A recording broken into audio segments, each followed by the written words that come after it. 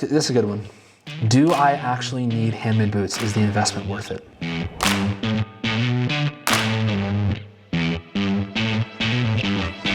Hey guys, Tim here, Jk Boots, and today we're going to answer some questions that you've recently asked us, things that just people are curious about, and so let's just dive right in. One of the first things was, what kind of leather do you use? So we use right now two main animal hides. The first one being cowhide, which is mostly everything that we do. And the second one is bison leather. So bison leather is actually the one that's sitting right here. Our cowhide comes in at about an 8 to 9 ounce weight. That's how they measure like the thickness.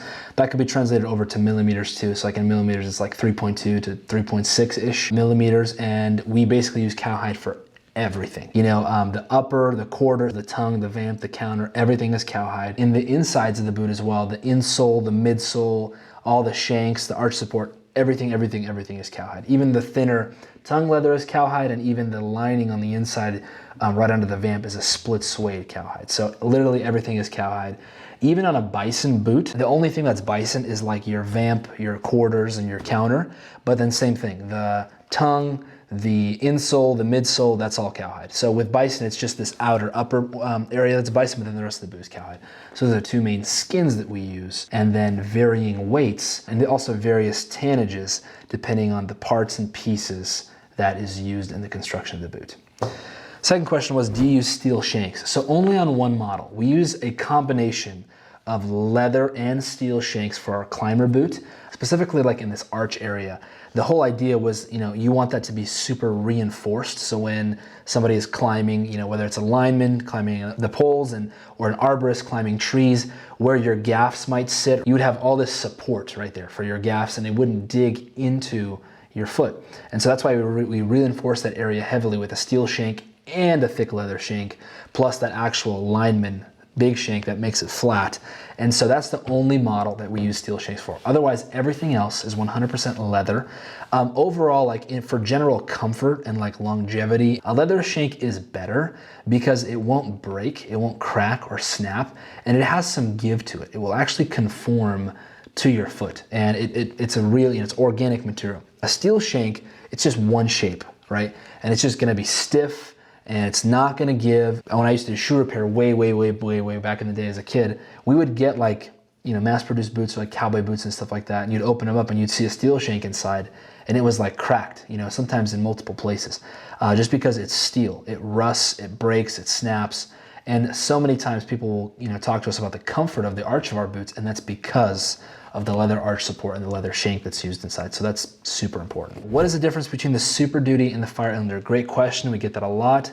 Absolutely nothing, only the name. They are an identical model. The reason we separate them is because originally, you know, we had the one Fire Inlander model, which was our trophy boot that we sold to wildland firefighters, obviously, loggers, and mechanics, and all kinds of the like people. And we just saw that there was a little bit of confusion with that model. People thought that it was only for firefighters, and that's just not the case at all. So we created a separate model called the Superduty. It's separate in name only, but the build is identical. It still comes with the fire-rated thread, fire-rated red X sole, and it's built with all the same materials, all the same ways. And we also wanted to have the Fire Inlander be a specific dedicated wildland firefighting boot, as that is such an important part of our customer base. We really wanted to have something specific for them so it'd be simple and easy to identify. But we also wanted to be able to share the beauty of this boot with all the other people in the rest of the world who aren't firefighters, but still want a really good boot. And so for just understanding and branding purposes, we created a separate model called the Superduty. Built the same materials, both great, just different names. Next question, what's the best sole for walking on hot steel in the summer and ice in the winter? Good question. Couple different routes to go here. So let's first talk about, you know, walking like on hot steel or hot surfaces, and that could also be like even asphalt or gravel or things like that. There is technically two soles, one that we carry most, that we use the most, that's the red X sole, the classic Vibram red X sole. It's literally made to resist heat up to very high temperature. I believe it's around the 900 degree mark, don't quote me on that. And it's also chemically resistant, so it works really well for just any kind of hot surface. That's why we use it for our fire boots, and we also use it for our Superduty boots too. But so for example, we've made a lot of boots for guys who specifically work as like metal fabricators, and they do like grinding or like CNC machining, and then there's like all these shavings on the ground, and they're hot, just hot welding, fabricating environment, and the soles hold up really well for that environment. It's like basically one of, if not the toughest sole that Vibram makes. So That's the one that I recommend for any hot surfaces, difficult surfaces, gravel, asphalt, concrete floor, metal shavings, firefighting, all that stuff. There's a secondary sole called the Alpha sole, which is Vibram also makes, and it's technically an asphalt sole, which at the moment we don't officially carry. Down the line, though, we'll probably be releasing some models with that. That's TBD. But that's another sole that Vibram legitimately classifies as a specific heat-rated sole. So the Red X Vibram sole and that Alpha sole, they're in the same category for heat resistance, and they both work really, really well for that stuff. And they're also just really good general all-purpose soles. So that's why we use the Red X Vibram 100 lug sole for a lot of our models. In terms of the ice and the winter thing, there's also kind of a bit of a mixed answer here. So Vibram makes something called their Fire and Ice sole. And it's the classic 100 lug style. And it comes with a white X instead of a red X. And it's very soft rubber and soft material. And the idea with it is that it is, as much as it can resist the heat, it also is supposed to be able to stay grippy and stay very malleable and quality in the really cold, freezing temperatures. There's also a specific degree rating on it. It goes pretty low, below 0. But that was the idea behind Vibram's design for this. And it's the same thing, different kind of rubber chemical compound and stuff. But so our Arctic models come with that sole standard. And I mean, it's been great. I don't think we've really had pushback or any kind of thing like that. It works really, really well. Ultimately, when you combine rubber and ice and a concrete floor, there's little that will remain, super grippy. And so that White X sole is the best thing for that. It is pretty dang good, and it's still got a really good tread pattern. And just in general, it's pretty soft and comfortable. So it's even maybe a good alternative for somebody who just wants a really soft sole. That White X sole is pretty nice. The Honey sole that I have here in front of me, it's not particularly designed for specific winter conditions, but we've just found that the Honey sole in general seems to be a little bit grippier than the classic black sole. And so that's one of the reasons we recommend it when people ask us for anything that has a little bit just more grip, roofers, things like that. And so the Honey sole does pretty dang good as well. Next question, are your boots Goodyear welted? And will you ever do Goodyear weld boots? So no, our boots are not Goodyear welted. Our boots are built using what's called a stitch down construction. So the Goodyear welt boot, or a Goodyear welt design, is a heavily machine-made boot. There's nothing wrong with it. It's good. It's not bad. It's not fake welts, or it's not plastic. It's just not as good as a stitch-down boot. The way that we do this with lasting the boot by hand, opening up the vamp, we call it shanking, installing the arch support, bottoming a midsole, stitching through that. That is super tight construction. It's really, really just almost foolproof. It's really hard to have a boot like this leak. It's really hard to have a boot like this fall apart, or you cut a couple threads on the bottom or the top and now it's unraveling. That doesn't really happen. And the boot is actually, I would say, the easiest type of boot to repair. A Goodyear welted boot its design is, this is a very layman's term, but the entire boot is put together on a welt, which is a thin leather layer running all the way 360 around the boot, or around this toe area all here, that's stitched into the vamp, so through the welt, into the vamp, into the insole. And it's done by a machine, the Goodyear welt system. It's a Goodyear welt machine. You can see videos of it, but it runs all the way around. And sometimes it's not all the way around, sometimes it's only 270 degrees, but they run this through there, and that's just a machine that stitches through the leather strip, through the vamp, or through the upper itself, and then into the insole, and it just goes around. And when you're stitching through a Goodyear welt, it's not equivalent to stitching through a stitch down, because when you're stitching through a Goodyear welt, you're literally only stitching together the welt to the sole. But with a stitch down construction, you're legitimately stitching the vamp to the midsole to the sole. So it's again, the stitch down style is a lot more serious and tightly made. And I think that yes, there will come a day probably where we decide to maybe do a line of Goodyear welted boots, because it's a lower cost alternative of boot. So it's a really good entry level boot. And it's not bad. It's just that it's not the best. So now it just comes down to what do you actually need, and how crazy do you need your boots to be? So if we're talking the best, highest quality, it's stitch down. But a Goodyear welt is not a bad design. It's not a bad construction. It's still pretty good. It's just not as good as stitch down. Next question was, how long do your wedge soles last before they need to be resoled? Good question. So it really depends on the wearer or the user. I've seen wedge soles wear down as quickly as 7-8 months, but I've seen them last as long as a year and a half. And so I think it just depends on kind of what you're doing. I think that the wedge soles get burned a lot when you're like on gravel, abrasive surfaces because it's a softer sole. I think the wedge soles do really, really, really well on any kind of concrete floor slash indoor environment that's not super abrasive. However, I am working on developing a wedge sole that will be a little bit just tougher in general and get some more life out of that, so TBD on that one. But it's a good sole, it is softer, and so by nature it does wear a little bit faster. So at minimum, you're looking at about the 7-8 month mark if you're just crazy hard on them and you're doing the craziest things. At maximum, you're looking at about the 1.5 to 2 year mark. Nylon or leather laces? That's the next question. This is a good question, and I have some personal bias and opinion on this, and so I'll just kind of lay it out. So I like nylon laces. I do not like leather laces. I believe in my heart of hearts that nylon laces are way easier to lace up. They never get stiff. They never snap. They never, it's never hard to lace up with nylon laces. And when you have a good quality nylon lace, it lasts a long time. Leather laces are good in the fact that they are really they hold together really well. So once you tighten it up, it's not gonna get loose. So that's kind of the only positive I think of a leather lace. I think the cons of a leather lace is at times they can literally snap because it's leather. And then the second thing is that they're just stiff. Sometimes it's annoying to try to pull them, a little bit tighter. The nylon lace, yeah, it might get a little loose throughout the day or whatever, and you just have to relace your boot, but it's kind of easier to lace up. It doesn't really get stiff, and it won't pop, it won't snap. The con with nylon laces, it can wear down your eyelets kind of worse than a leather lace can. There's something about this nylon material and the brass that, over time we've just seen that people who run nylon laces or paracord, they will really just super wear down their eyelets. So it's a bit of a trade-off. Try both, do what you like best. We as a standard send out leather just because it seems that that is what I think our customers want and they prefer and they like, so we want to make our customers happy. And also because they do last a pretty long time, and they are easier on the eyelets. So it's again, it's kind of a trade-off of what you prefer. I've had leather laces, it's not the end of the world, but I do like nylon laces personally. I just prefer them over the leather. Next question was, why are your boots not waterproof? Great question. So our boots are weatherproof, okay? And they are pretty dang waterproof, not 100%.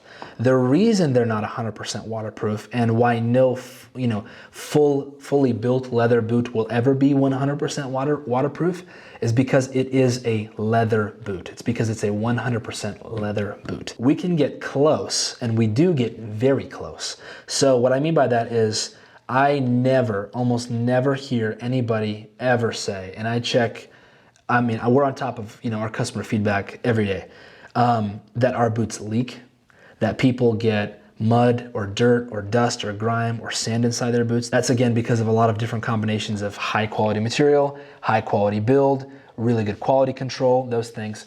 The only time that we hear that somebody gets wet in their boots is when they're literally submerging them for a long period of time, or they're in the rain for a long period of time. And at that point, literally what you have is just water penetrating the leather itself because it's leather, because it's a leather material. Now, you can prevent that by greasing your boots and coating them with thick layers of grease or snow seal or wax to have the water run off, which I think is a great option. And that gets you really dang close to almost 100% waterproof. So I don't want to say it's 100% waterproof, just like Lysol doesn't want to say that it's 99.9% of bacteria because you can't guarantee 100%. So that's why I say they're 99% there. If you take good care of them, you treat them, it's close. If you want a 100% waterproof boot, go rubber muck boots. But you can get pretty dang close and have an incredibly comfortable, awesome boot that looks good, feels good, lasts forever in a pair of Jk boots. And they're gonna pretty much withstand any other condition minus just literally submerging them in a creek for 5 minutes. If you submerge these boots in a creek for 5 minutes, no amount of grease will protect you from getting wet either. So just wanna make sure people understand that. They are close to being waterproof. They're extremely weatherproof, but they are not 100% waterproof because it's a fully leather boot. For 100% waterproof boots, you gotta go rubber, you gotta go muck boots. This is a good one. Do I actually need handmade boots? Is the investment worth it? Yes. So that's the short answer. The long answer is yes, you need handmade boots because there's a lot of angles to go at this. I think that the best understanding and the thing that would relate the most to most people is this principle of you get what you pay for, and this principle of buy now, cry later. And it's you can buy cheap stuff that feels easier to swallow. $100, whatever, $200, and it feels easier to swallow in the beginning and you're just kind of wearing them and stuff, but you're sacrificing on so many things in the future and even on things now. You're sacrificing on comfort, you're sacrificing on longevity, you're sacrificing on safety, you're sacrificing on security. And ultimately what we find, and we just, I hear this from our customers time and time again, it's this basic just principle of, they were $150 boots, but I bought 4 pairs this year. Or I bought 3 pairs this year and my back keeps hurting and my knees hurt and I tore the stitching out and the safety toe's fallen out of the front, So that's just what we hear from our customer base. That's not even some kind of fancy marketing pitch that I have to, give you. It's just what we hear people say. But instead, someone comes in and spends this $500, $600 price point for something that's made for them, handmade, high quality material. And you don't think about your boots for the next year and a half minimum. Because most people don't even wear their soles out in the first year. And so it's like, wow, I'm a year and a half in or a year in or 2 years in and I'm only just needing new soles on them. And I just get new soles put on them and I keep going and they're comfortable and they remain comfortable for a long time. My back doesn't hurt anymore. My knees don't hurt. My ankles don't swell. My hips don't bother me. I feel comfortable in my boots and they look good. They feel good on my ankles, they feel good on my feet. So it's this principle of just buying something higher quality, you get so much more value. Buying something lower quality, lower price, you get less value. So it's just really it's a basic principle. You have to think of it as a tool. It's something that you're gonna use every single day. And if you have cheap tools, it's cheap labor, it's cheap work. If you have high quality tools, it's high quality labor, high quality work, much more efficient things, much more efficient work happening. Like our wildland firefighter base, they can't afford to have cheap footwear because they can't afford to be out in the middle of their 14 or 21 day roll out in the woods fighting fire and have their boots blow out or their feet hurt or get blisters or be uncomfortable. So that the investment for them just makes so much sense because of the value that they're receiving for the product. And I think that same principle can be related to anyone in any kind of trade or anyone who just values their feet and values their comfort and values the quality of their footwear. You can't afford to have your footwear hurt. You can't afford to have your footwear bother you, to blow out in the middle of the day, in the middle of your work week. That's more expensive than paying a little bit higher premium price, but for something that gets you so much more value. So some other good questions on here was, how often would you recommend oiling boots that are used in desert or sand often? So there's another couple of good videos that we have about this, about oiling, but the short answer is this. If you're in dry, hot conditions, you want to saturate your boots with oil, you want to oil them more. If you're in a more wet, colder environment, you want to oil them less. So it's kind of simple. It's almost, think of it as like, if it's thirsty, give it water. If it's got plenty of water, don't give it any. Like, that's kind of a good way to think about it. Also, I think the thing is, like, to the touch. If your boots feel dry and stiff and like they feel like they're just they need some flex, they need to be like fed, they need to be watered, put oil on them. If you put them to the touch, they feel soft, they feel oily, back off. So I think that's just a simple, really low risk way to just kind of assess if you need something done to them. Another really good question is, where do you make your boots? All of our boots are made right here in Spokane, Washington, in this very building where we're filming this video. So that's something proud that we stand on. We make our boots here. They're made 100% USA. That's a big deal to us. How long does it take to last a boot? So just to do the lasting process. So if you were just working on one pair, and you had the pair of uppers, you had a pair of lasts and insoles, you trim those insoles, you wet last and then you dry last it right away. I mean, realistically, you could do an entire pair, in about 30 minutes. But it doesn't work that way because we do the step-by-step process correctly, meaning that you've got your uppers, you got your lasts, you trim your insoles, you wet last the boot. So it's soaked in water, you wet last it. That sits, a minimum overnight. And the leather takes that shape, takes that form, molds that last. And then the next day or even 2 days after, we will then dry last the boot, which is forming and shaping that heel and pulling that vamp together. So if you're just doing one pair and working on one pair only, yeah, half hour, that's plenty of time to do one pair from just upper to lasted boot. But because we take the time to do the process correctly, boots can stay in our lasting department for 2, 3, even 4 days because we don't want to rush the process. We want to do it correctly. Okay, so one of our last questions is, will you be releasing a black bison leather, and just will you be releasing more leathers and colors in general? The short answer, and I'll keep it short, not to give out too much information, but yes, yes, and yes, and it's all TBD, with lots of interesting colors, leathers, and things coming out. So you do want to stay tuned for that because we got a lot of interesting things coming down the pipeline. I'm very excited to release some really cool things. So stay in tune. Yeah, I'm excited. There's gonna be a lot of cool things. So thanks for tuning in, guys. I hope we answered a lot of your questions. We'll do more of these, and thanks for sending them in. And we'd love to talk to you anytime. Give us a call or email us if you have any questions, and we'll take care of you. Thanks.